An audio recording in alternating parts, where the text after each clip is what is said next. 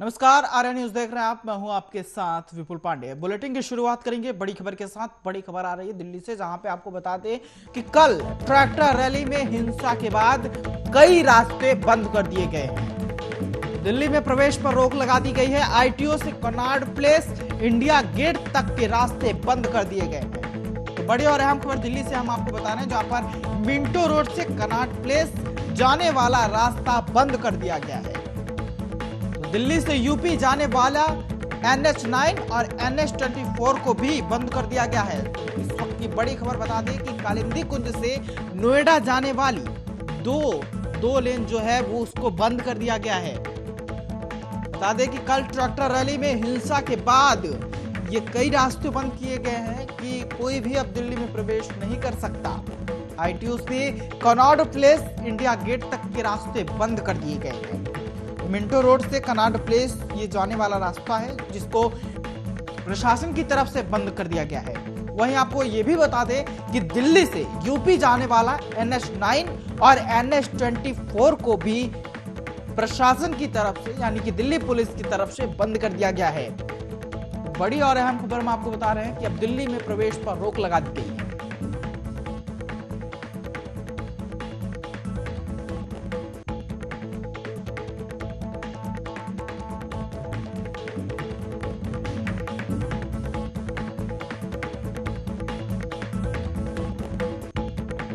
बढ़ते हैं अगली खबर की ओर। नए कृषि कानूनों के विरोध में गणतंत्र दिवस पर दिल्ली में ट्रैक्टर परेड निकाल रहे प्रदर्शनकारी किसान हिंसक हो गए थे। सिंधु, टिकरी और गाजीपुर बॉर्डर समेत सभी जगहों पर पुलिस के बैरिकेड्स तोड़कर दिल्ली की सीमाओं में दाखिल हुए किसान लाल किले में घुस गए थे। देर रात दिल्ली पुलिस ने पूरे लाल किले को खाली करा दिया और वहां सुरक्षा भी तगड़ी कर दी गई है। आईटीओ पर पुलिस मुख्यालय के सामने पुलिस और किसानों में झड़पें भी हुई थी। स्थिति को काबू करने के लिए सरकार की ओर से अगले आदेश तक बॉर्डर के इलाकों में इंटरनेट सेवा बंद कर दी गई है। वहीं बता दें कि कई मेट्रो स्टेशनों के गेट के साथ ही कई रास्ते भी बंद किए गए हैं। इस दौरान एक किसान की मौत की भी खबर सामने आई है। बता दें कि मृतक किसान नवनीत सिंह उत्तराखंड का रहने वाला था। किसानों ने पुलिस पर नवनीत को गोली मारने का आरोप लगाया है, लेकिन अभी तक मामला कुछ स्पष्ट नहीं हो पाया है। लेकिन आपको बता दें कि लाल किले को पूरी तरह से इस वक्त वहां पे जो पुलिस फोर्स को तैनात किया गया है और वहां के पुलिस को चौकन्ना कर दिया गया है। कल के हालात को देखते हुए तस्वीरें आपकी स्क्रीन पर हैं, किस तरह से कड़कड़ाते ठंड में पुलिस का पहरा दिल्ली के लाल किले के सामने देखा जा सकता है। तो लाल किले को खाली करवा दिया गया है। वहां पे आने जाने वाले लोगों पर भी पाबंदी लगा दी गई है और आसपास के इलाकों में इंटरनेट, जो कि मोबाइल इंटरनेट है, उस पर भी प्रतिबंध लगा दिया गया है। अगले आदेश आने तक इंटरनेट पर बैन लगाया गया है। तो बड़ी और अहम खबर ये है, जहां पर कल काफी लोगों को दिक्कतों का सामना करना पड़ा, तो वहीं आज फिर दिक्कतों का सामना करना पड़ेगा कि जब तक गृह मंत्रालय से आदेश जारी नहीं होगा तब तक इंटरनेट सेवा बंद रहेगा। तो लाल किले पर सुरक्षा व्यवस्था बढ़ा दी गई है। तस्वीरें आपके स्क्रीन पर दिखा रहे हैं किस तरीके से दिल्ली पुलिस डटी हुई है और लगातार बताते चले आपको कि कल जिस वक्त देश गणतंत्र दिवस धूमधाम से मना रहा था, उसी वक्त की तस्वीरें देखने को मिली। इस खबर पर ज्यादा जानकारी के लिए हमारे साथ राजीव जुड़ चुके हैं। राजीव, क्या हालात हैं दिल्ली के?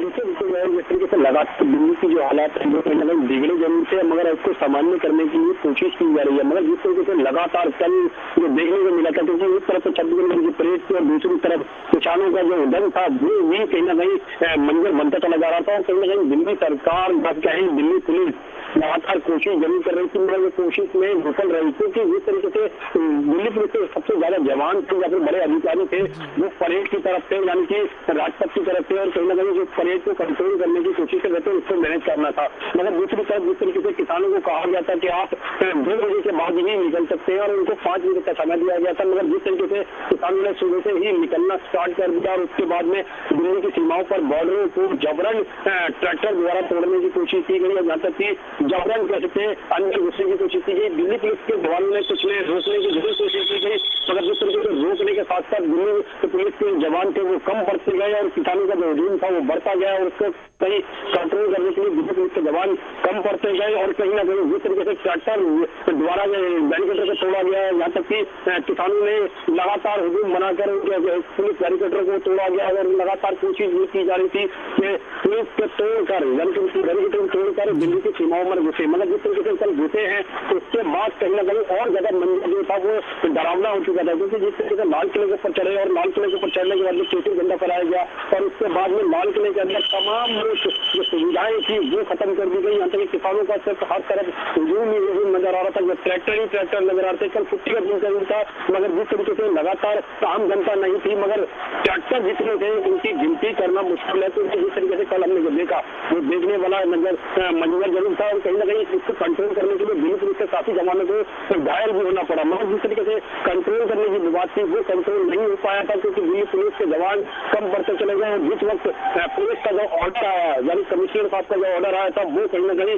काफी लेट आया था और जब तक स्थिति को कंट्रोल करने के लिए बहुत ज्यादा समय निकल चुका था, मगर जिस तरीके से स्थिति को कंट्रोल किया और उसके बाद की जो स्थिति है यानी कि आज की जो स्थिति है वो भी कहीं ना कहीं चौंकाने वाली है, क्योंकि जिस तरीके से लगातार कनॉट प्लेस की बात करें या फिर आईटीओ की बात करें या मंडी हाउस की बात करें या कनॉट लाल किले की बात करें या फिर कहीं हवा इलाके की बात करें तो वहाँ पर तमाम सुविधाएं अब इस टाइम बंद कर दी गई है, यानी कि मेट्रो सेवाएं बंद है, नेटवर्क सर्विस सेवाएं भी बंद है और यहाँ तक कि हर तरीके से कोशिश की जा रही है उसे कंट्रोल करने की, मगर अभी भी रास्ते जो है वो भी बंद किए हुए हैं। यहाँ तक कि कनॉट प्लेस से लेकर आईटीओ तक का रास्ता वो भी बंद कर रखा है, आम पब्लिक को जाने नहीं दिया जा रहा है। कनॉट प्लेस से पार्लियामेंट की तरफ रास्ता वो भी बंद कर दिया गया है, इंडिया गेट की तरफ रास्ता वो भी बंद कर दिया गया है, लाल किले की तरफ रास्ता जाता है वो भी बंद कर दिया गया है और आईटीओ जो मेन चौक है वहां से बिल्कुल आवाजाही बंद कर दी गई है और कोशिश ये की जा रही है कि किसी भी व्यक्ति को अंदर नहीं आने दिया जाए। यहाँ तक दिल्ली की जो सीमाएं हैं उनको भी बंद कर दिया गया है कि अगले आदेश तक, मतलब यानी गृह मंत्रालय के आदेश तक ही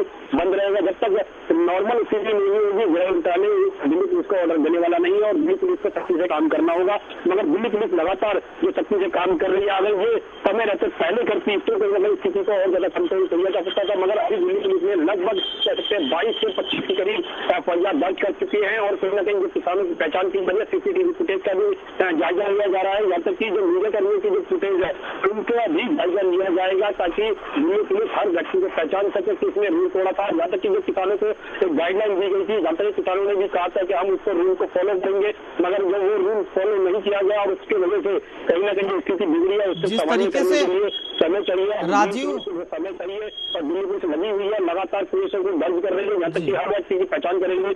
यहाँ तक कि जो किसानों के द्वारा जो चार्ट बनाया गया था जिसके अंदर रजिस्ट्रेशन करने की प्रक्रिया थी, ड्राइविंग लाइसेंस की रजिस्ट्रेशन करने की प्रक्रिया थी या फिर ड्राइवर की एंट्री करनी थी, वो सारी प्रक्रिया अपनाई जाएगी और देखना होगा कि आप किस तरीके की सारी जांच होती है, मगर जांच के बाद ही स्पष्ट हो पाएगा कितने लोग इसके अंदर इन्वॉल्व थे। मगर कहीं ना कहीं गिनती जो है वो काफी बड़ी है और काफी बड़ी गिनती को कंट्रोल करना काफी चौंकाने वाली बात है।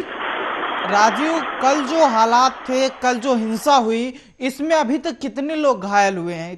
बताया जा रहा है कुछ पुलिस वाले घायल हुए हैं, कुछ किसान घायल हुए हैं, क्या कुछ अपडेट है इस पर? देखिए बिल्कुल जिस तरीके से कल जो दंग देखने को मिला था, यहाँ तक कि पुलिस ने लाठीचार्ज किया, आंसू गैस से गोले छोड़े गए और कुछ किसान घायल हुए, कुछ किसानों की तरफ से पुलिस कर्मियों को भी घायल किया गया। यहाँ तक कि अब पुलिस वालों की जो गिनती बताएं तो कहीं ना कहीं 100 से ज्यादा है और पुलिसकर्मी अस्पतालों में इलाज करा रहे हैं। यहाँ तक कि कुछ मीडिया कर्मी भी जो घायल हुए, मीडिया कर्मी कितना अपने आप को संभाल के काम कर सकते हैं वो भी अंदाजा था सबको, मगर देखने वाली बात है कुछ मीडिया कर्मी जरूर घायल हुए और कुछ किसान भी घायल हुए। यहाँ तक कि किसान की जो मौत हुई है उसको कहा जा रहा है किसानों की तरफ से कि पुलिस की तरफ से गोली चलाई गई थी, मगर पुलिस की तरफ से गोली नहीं चलाई गई थी, क्योंकि जो सीसीटीवी फुटेज या फिर कहीं जो और फुटेज जो खंगाला गया तो उसके अंदर स्पष्ट हो चुका है कि ट्रैक्टर द्वारा जो बैलेंस हुआ था उसकी वजह से ट्रैक्टर पलटा था और वो उसके दबाव के आके वो मरा है व्यक्ति। मगर जिस तरीके से किसानों को बताया जा रहा है कि पुलिस ने गोली चलाई है, पुलिस ने गोली नहीं चलाई। अगर पुलिस गोली चलाती तो कहीं ना कहीं एक गोली नहीं चलाते और वो पहले हवा में फायरिंग करते हैं, उसके बाद में जमीन में फायरिंग करते हैं, उसके बाद में ही कंट्रोल करने की कोशिश और की जाती है। मगर एक गोली नहीं चली है दिल्ली पुलिस की तरफ से, सिर्फ कंट्रोल करने के लिए टीयर गैस का इस्तेमाल जरूर किया गया था, लाठीचार्ज का इस्तेमाल किया गया था। मगर अब देखना होगा स्थिति को कंट्रोल करने के लिए कितनी बड़ी कार्रवाई की जाएगी। जी, हालात को देखते हुए जो इंटरनेट पर प्रतिबंध लगाया गया है, कब तक हटाने की उम्मीद है? देखिए बिल्कुल बता दें, जिस तरीके से इंटरनेट की जो सेवाएं थी, यानी कि लाल किले के पास या फिर जहाँ किसान निकले थे, आईटीओ की बात करें, यूपीएम जोन की बात करें या फिर क्या है सिंधु बॉर्डर की बात करें, वहां तक अभी इंटरनेट सेवाएं बंद है। तो जब गृह मंत्रालय का आदेश नहीं आएगा तो सेवाएं नहीं खोली जाएगी। मगर जिस तरीके से सोशल मीडिया के माध्यम से लगातार मैसेज चला था कि किसानों ने इस तरीके का उद्यम मचाया है या इस तरीके की जैसे बवाल किया है या इस तरह की तोड़फोड़ की है, वो सारी चीजें चेक करनी जाएगी। अब गृह मंत्रालय देखना होगा, गृह मंत्रालय किस तरीके का बात करता है और दिल्ली पुलिस इसको किस तरीके से फॉलो करती है और कितनी एफआईआर दर्ज और होंगी और आज जो स्थिति सामान्य करने की कोशिश की जाएगी, वो देखना होगा किस तरीके से सामान्य होती है। जी राजीव, जो कल कुछ हिंसा हुई उसमें किसानों का साफ तौर पर यह कहना है कि इसमें हम शामिल नहीं है, ये सिर्फ जो बाहरी लोग आए थे उनकी तरफ से हिंसा की गई है। किसान इस पर सफाई दे रहे हैं और आज उनकी बैठक होगी।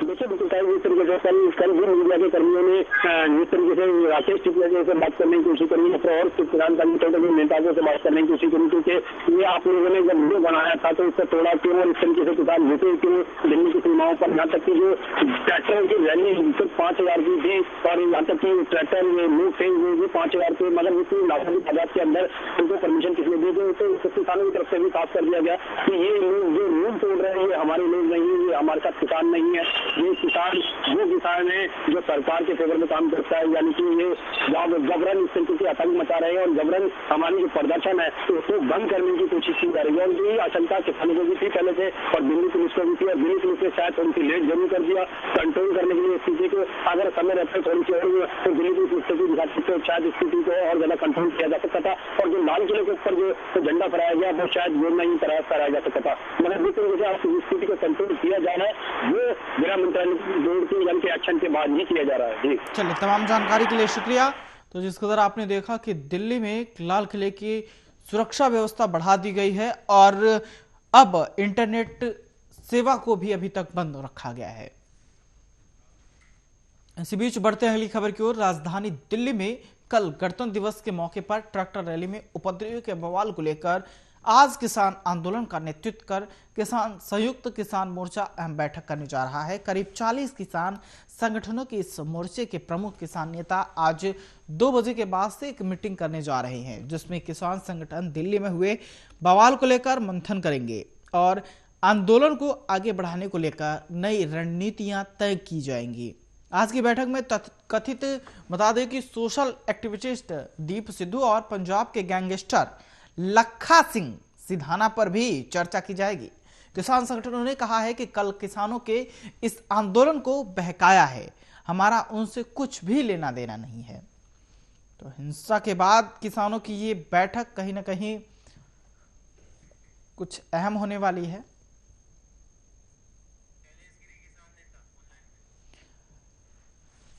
इस खबर पर ज्यादा जब बातचीत करने के लिए हमारे साथ किसान नेता शैलेश गिरी जी जुड़ चुके हैं। शैलेश गिरी जी, बहुत बहुत स्वागत है आपका।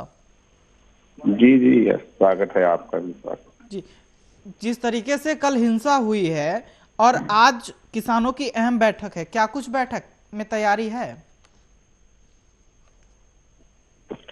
देखिए, बैठक जो भी घटना चक्र हुआ है उसी के परिप्रेक्ष्य में होगी, है ना जी। ऐसे अभी मुझे पूरी जानकारी नहीं है, मैं कहीं दूसरी जगह हूँ जी। लेकिन जो घटना चक्र हुई है, जो सामने आई है, उसी के बाबत कोई बैठकें होंगी। जी। तो जिस तरीके से कल इतनी बड़ी हिंसा हुई जिसमें पुलिसकर्मी घायल हुए, किसान भी घायल हुए, तो क्या ये घटना क्या कुछ दर्शाता है? देखिए, सबसे बड़ी जो बात है, जी, मैं पहले भी बताया हूँ, आज स्टेटमेंट भी सब आ गया है। सबसे पहले मैं आपको एक बात कहना चाहता हूं कि भारतीय किसान यूनियन लोक शक्ति की ओर से मैं शैलेश कुमार गिरी ये कहना चाहता हूं कि विगत 58 दिनों से आंदोलित किसानों के द्वारा जो जिस भी मांगों को लेकर के जो हम धरने पर बैठे हुए थे, और इसी क्रम में पूर्व आयोजित 26 जनवरी 2021 के ट्रैक्टर मार्च व परेड जो होना सुनिश्चित हुआ था, वह ट्रैक्टर मार्च पुलिस प्रशासन और दिए हुए गाइडलाइन का अक्षरशः पालन करते हुए बहुत ही शांतिपूर्ण और सौहार्दपूर्ण माहौल में अनुशासित और अहिंसात्मक ढंग से संपन्न हुआ है। मैं ये भी बताते चलूं कि जो हिंसात्मक गतिविधि सामने आई है वह दूसरे किसान संगठनों के द्वारा की गई है, जो नहीं होनी चाहिए थी, और मैं अपने संगठन की ओर से उसकी कड़ी निंदा और भर्त्सना करता हूं। इसी क्रम में ये भी बता दूं कि ये विशुद्ध किसान है और किसान आंदोलन है और विशुद्ध किसान आंदोलन ही रहेगा। और दिल्ली में जो कुछ भी सुनने में आ रहा है, जो देखा गया, उसकी भी जितनी निंदा की जाए उसके लिए शब्द ही कम पड़ जाएंगे और कहीं न कहीं सुरक्षा एजेंसियों की बड़ी चूक रही होगी और ऐसा नहीं होना चाहिए था। तो किसानों की आड़ में ये जो हिंसा फैलाने के लिए उपद्रवी आए थे, तो ये तो किसानों के साथ में थे। नहीं, साजिश तो देखिए एनडीटीवी के खुलासे में बिल्कुल बेनकाब हो चुकी है जी। देखिए, मैं बहुत ज्यादा नहीं कहूंगा, बहुत कम मैं आपको कहना चाहता हूँ। आपके चैनल पर बहुत पहले से मैं कह रहा हूँ इस आंदोलन के बाबत, और ये सरकार को संदेश देना चाहता हूँ कि तमसो मां ज्योतिर्गमय, सरकार अंधकार से प्रकाश की ओर निकले, सत्य में जयते, सत्य की जीत होती है। सत्य परेशान हो सकता है, पराजित नहीं। और दूसरा बात मैं ये बता देना चाहता हूँ कि रामायण में एक पंक्ति लिखी हुई है कि समर्थ को कछु दोष न गुसाएं। बस इससे बहुत कुछ समझ लीजिएगा। आपने पुलवामा भी देखा होगा, बालाकोट भी देखा, और आपने 26 जनवरी 2021 को भी देखा, जो एनडीटीवी ने जिसका बेनकाब कर दिया, वो पकड़ा गया, जो डिप्पू जो पकड़ा गया है ना जी, तो वो भाजपाई है, गुरदासपुर से, है ना। मैं बता देता हूं, वो जो है भाजपाई है, गुरदासपुर से है जी। लेकिन अभी तक तो पुष्टि नहीं हो पाई है सर। नहीं, बिल्कुल फोटो वगैरह सभी देखिए। नहीं, अभी तो पुलिस की तरफ से बीजेपी का चुनावी एजेंट रह चुका है। नहीं, अभी तो पुलिस और प्रशासन की तरफ से ऐसा कोई बयान सामने नहीं आया है। आ जाएगा, एनडीटीवी की तरफ से आ गया है जी, आ गया है, सब हो जाएगा। वही है, झंडा फहराने वाला वही है, ये फोटो से और ये सबसे मिल रहा है। चलिए, हमारे साथ जुड़ने के लिए सुनिए एक मिनट, ये वायरल सब जांच करने की बात भी है। एक 15 जनवरी 2021 के चिट्ठी का भी जिक्र मैं बहुत पहले कर दिया हूं, है ना। चलिए, हमारे साथ जो तमाम जानकारी साझा करने के लिए आपका शुक्रिया। तो जैसा कि आपने सुना कि किसान नेता शैलेश गिरी ने बताया कि किस तरीके से वहां पर किसानों के साथ कुछ उपद्रवी आए थे और उपद्रवियों ने ये हिंसा को बढ़ावा दिया। हिंसा करने वाले कोई किसान नहीं, बल्कि कुछ किसानों की जो रैली थी उसमें कुछ उपद्रवी शामिल हुए थे, जिन्होंने हिंसा को बढ़ावा दिया। और इतनी बड़ी जो हिंसा हुई, इसके पीछे कहीं ना कहीं किसानों के अलावा उपद्रवियों की हाथ सामने आई है। हालांकि ये जांच का विषय है और पुलिस इस पे जांच कर रही है। तो आज किसानों की जो अहम बैठक होनी है, उसमें बताया जाएगा कि जो दीपू सिद्धू हैं और एक और गैंगस्टर हैं, उनका नाम किसान नेताओं ने सामने रखा है। आगे की जानकारी जल्द ही किसान साझा करेंगे। गणतंत्र दिवस के मौके पर जहां देश भर में शराब के ठेके बंद थे, उसी बीच बुलंदशहर से एक वीडियो सोशल मीडिया पर तेजी से वायरल हो रहा है। इसमें गणतंत्र दिवस पर ठेके के बाहर ब्लैक में शराब की अवैध बिक्री हो रही है। ठेके बंद होने का हवाला देकर शराब महंगे दाम में बिक रही है। यह पूरा मामला बुलंदशहर के सियाना कोतवाली क्षेत्र का बताया जा रहा है। तस्वीरें आपके स्क्रीन पर है कि इस तरीके से पुलिस को चकमा देकर आप देख सकते हैं कि शराब माफिया जो है खुले में शराब बेच रहे हैं। तो कहीं ना कहीं पुलिस के ऊपर भी कई सवालिया निशान खड़े हो रहे हैं। बता दें कि ये कोई पहला मामला नहीं है, इससे पहले भी एक वीडियो सोशल मीडिया पर वायरल हुआ था जिसमें बाइक पर शराब बेचते हुए एक शराब माफिया देखा गया था। हालांकि पुलिस ने कार्रवाई किया और युवक को सलाखों के पीछे भेजने की बात सामने आई थी, लेकिन जिस तरीके से एक बार फिर बुलंदशहर के पुलिस पर सवालिया निशान खड़े हो रहे हैं। तो इस खबर पर ज्यादा जानकारी के लिए हमारे साथ फोन लाइन पर सत्यवीर जी जुड़ चुके हैं। सत्यवीर जी, जिस तरीके से वीडियो सोशल मीडिया पर वायरल हो रहा है, तो पुलिस के नाक के नीचे कहीं ना कहीं ये बड़ी लापरवाही सामने आई है। देखिए विपुल जी, अभी आपको बताना चाहूंगा, देखिए जिस तरह से शराब बिक्री को लेकर एक सोशल मीडिया पर तेजी से वीडियो वायरल हो रहा है जी, और आपको बता दें कि जिस तरह से बीते कल 26 जनवरी गणतंत्र दिवस के अवसर पर जितने भी ठेका संचालक है सभी का जो है एक दिन का अवकाश था, उसी को लेके और जिस तरह से एक वीडियो वायरल हो रहा है अवैध शराब की बिक्री को लेके, तो आप बताते चले कि बुलंदशहर की हम बात करते हैं तो बुलंदशहर लगातार पुलिस प्रशासन तरफ से तमाम तरह के प्रयास किए जा रहे हैं अवैध बिक्री को लेके और छापेमारी भी की जा रही है और जिस तरह से पुलिस कार्रवाई कर रही है। जी, ये कोई पहला मामला नहीं है, इससे पहले भी एक वीडियो सोशल मीडिया पर वायरल हुआ था। बिल्कुल बिल्कुल, देखिए कल की हम बात करते हैं तो कल लगातार बुलंदशहर में ऐसे कई तमाम ऐसे सब सामने आए हैं जिस तरह की अवैध शराब की बिक्री की गई है। और आपको बताते चले कि अभी एक देखने वाली बात होगी कि जिस तरह से और जब इतनी कार्रवाई करने के बावजूद भी जिस तरह बीते दिनों की बात करते हैं तो कुछ 6 लोगों की मौत भी हो गई है और फिर भी ये जो अवैध शराब के जो बिक्री संचालक हैं ये जो है बाज नहीं आ रहे। अब वो ये देखने वाली बात होगी किस तरह से कार्रवाई की जाती है, ये जांच का विषय है। जी, पुलिस दावे कर रही है और पुलिस के दावे खोखले साबित हो रहे हैं। पुलिस कह रही है कि हम इन पर कार्रवाई कर रहे हैं, लेकिन अगर कार्रवाई पुलिस करती तो इस तरीके से अवैध जो है शराब नहीं बेचे जाते। बिल्कुल, देखिए जिस तरह से आए दिन ये तमाम तरह के जो ये अवैध शराब की बिक्री को लेकर सोशल मीडिया पर तमाम वीडियो वायरल हो रहे हैं और सामने भी आ रहे हैं और पुलिस भी तमाम तरह की छापेमारी कर रही है, फिर भी ये लोग बाज नहीं आए। तो कहीं ना कहीं देखिए इस बात को एक चुनौती भरा शराब जो माफिया हैं उनकी तरफ से माना जा सकता है कि जिस तरह से पुलिस कार्रवाई कर रही है और छापेमारी कर भी रही है और फिर भी ये लोग बाज नहीं आ रहे हैं। जी, वीडियो वायरल होने के बाद पुलिस का क्या कुछ कहना है इस पर? देखिए फिलहाल अभी हम बात करते हैं तो फिलहाल इसमें जांच की जा रही है और कार्रवाई करने की बात भी कही जा रही है। और आपको एक चीज बताते चलें कि जिस तरह से ये शराब जो माफिया है ये तमाम तरह की ओवर रेटिंग कल जो काफी ठेका संचालक तरफ से ओवर रेट की गई है और शराब की बिक्री की गई। जी, चलिए, तमाम जानकारी के लिए शुक्रिया। तो आप देख रहे हैं कि किस तरीके से बाइकों पर शराब बेची जा रही है। इससे पहले भी जहरीली शराब पीने से 6 लोगों की मौत हुई थी, जिस पे पुलिस और प्रशासन सख्त हुआ था। आबकारी विभाग लगातार छापेमारी कर रही थी। बढ़ते हैं अगली खबर की ओर। मथुरा में किसान यमुना एक्सप्रेस पर चढ़ने की तैयारी कर रहे थे। इस दौरान एक ट्रैक्टर पर स्टंट दिखा रहा युवक बाल बाल बच गया। जब उसका ट्रैक्टर बेकाबू हो गया, ट्रैक्टर पलट गया और युवक को बाल बाल बच गया। इस मौके पर बता दें कि अफरा तफरी मच गई। ट्रैक्टर पलटने के बाद सीधा हो गया और मैदान में बिना ड्राइवर के दौड़ने लगा। इस घटना के बाद कुछ युवकों ने हिम्मत दिखाई और ट्रैक्टर पर चढ़कर उसे काबू में लिया। यह घटना मथुरा के नौझील बाजना के मोरंकी इंटर कॉलेज की है। गनीमत रही कि गंभीर हादसा घटित नहीं हुआ।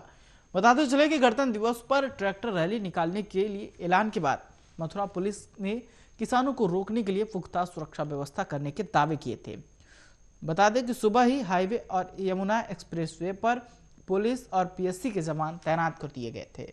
किसानों के दिल्ली जाने की सूचना पर डीएम नवनीत सिंह चहल और एसएसपी डॉक्टर गौरव ग्रोवर फोर्स के साथ टप्पल कट पर पहुंच गए, जहां किसानों की ट्रैक्टर रैली को रोक लिया गया। अफसरों ने काफी देर तक किसानों को समझाया। इसके बाद किसान लौटने को तैयार हुए। एक्सप्रेसवे पर रैली में करीब 1000 से ज्यादा ट्रैक्टर थे। इस वक्त की खबरों में फिलहाल इतना ही। देश दुनिया की तमाम खबरों के लिए देखते रहिए आर्य न्यूज। नमस्कार।